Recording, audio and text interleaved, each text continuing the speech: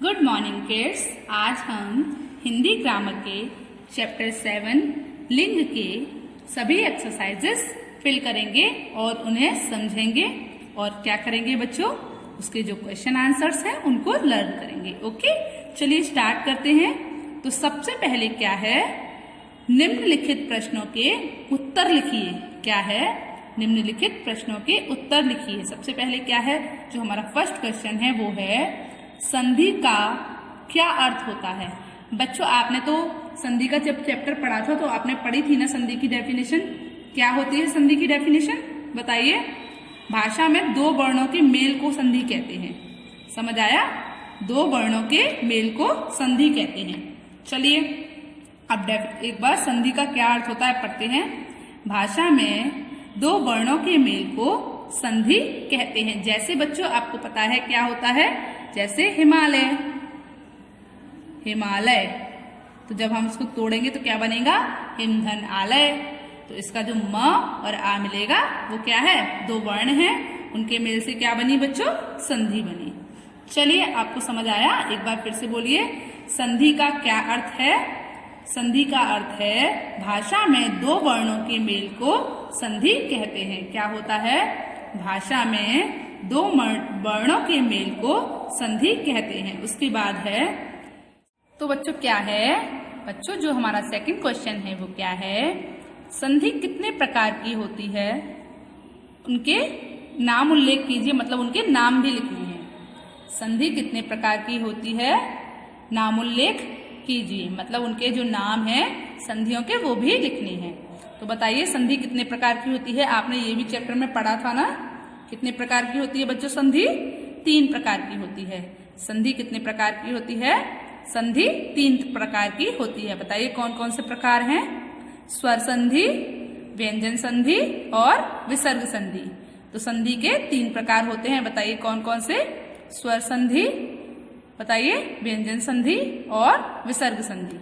तो आपको समझ आया। चलिए एक बार फिर से बोलते हैं, संधि कितने प्रकार की होती है, नाम उल्लेख कीजिए। नाम उल्लेख का मतलब समझ आ गया ना, नाम भी लिखिए। ओके, कभी भी ऐसा आए कि जैसे एक और सेंटेंस, जैसे मैंने एक और क्वेश्चन बोल दिया कि विशेषण कितने प्रकार के होते हैं, नाम उल्लेख कीजिए। नाम उल्लेख कीजिए मतलब उनके नाम भी लिखिए। समझ आया। चलिए, तो संधि 3 प्रकार की होती है, स्वर संधि, व्यंजन संधि और विसर्ग संधि। चलिए उसके बाद जो हमारा 3rd नंबर का क्वेश्चन है उसे देखते हैं। तो 3rd नंबर का जो क्वेश्चन है हमारा वो है, स्वर संधि से आप क्या समझते हैं। मतलब क्या है, स्वर संधि से आप क्या समझते हैं, 2 उदाहरण देकर समझाइए। क्या करना है, 2 उदाहरण देकर समझाना है। पहले हमें स्वर की डेफिनेशन लिखनी है, उसके बाद 2 उदाहरण देकर समझाना है। चलिए तो पहले हम डेफिनेशन बोलते हैं। स्वरों के मेल से होने वाली संधि को स्वर संधि कहते हैं। क्या बच्चों, स्वरों के मेल से होने वाली संधि को हम क्या कहते हैं, स्वर संधि कहते हैं।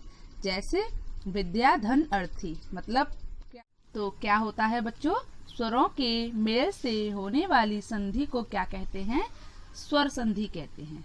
जब 2 स्वरों का मेल होता है तो कौन सी संधि बनती है, स्वर संधि बनती है। जैसे एग्जाम्पल देखिए, विद्या प्लस अर्थी, तो देखिए यहाँ पर भी आ रहा है और यहाँ पर भी क्या आ रहा है, आ।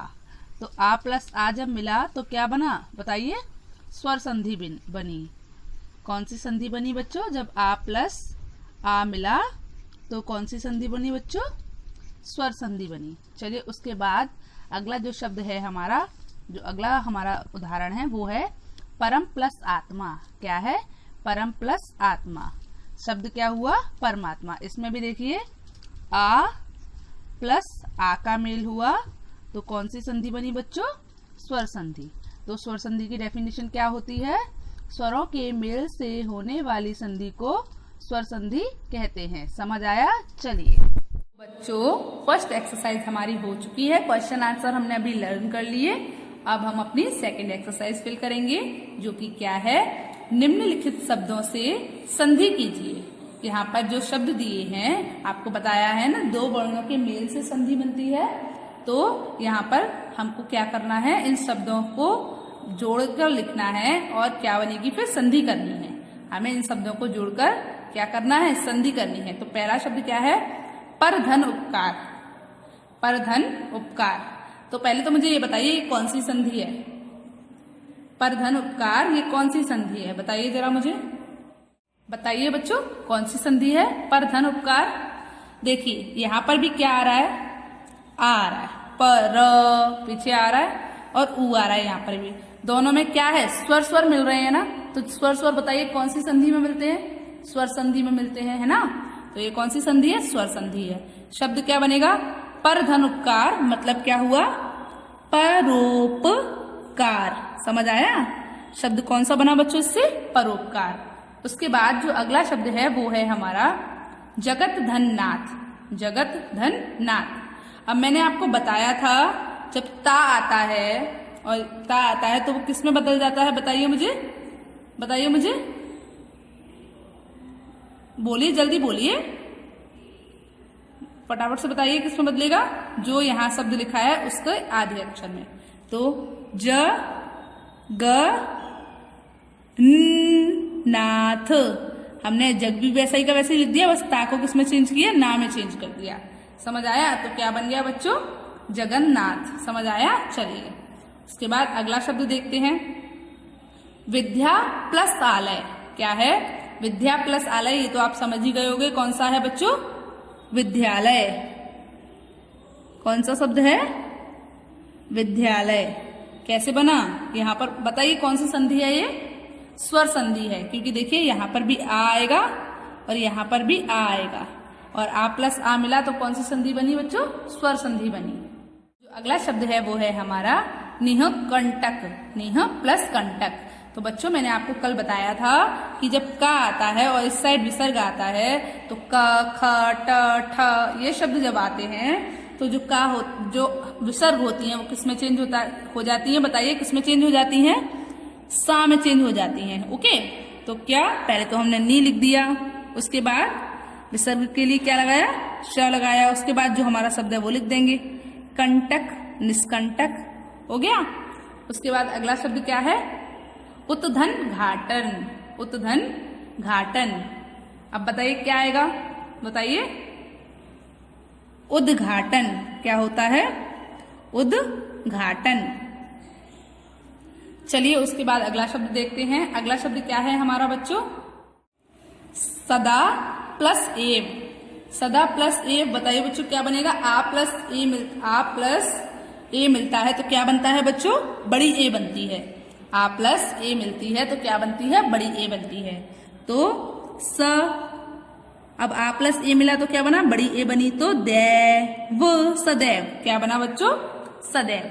उसके बाद अगला शब्द क्या है हमारा, तपह प्लस वल। क्या बनेगा, तपोवल। क्या बनेगा बच्चों, तपोवल। तपोवल।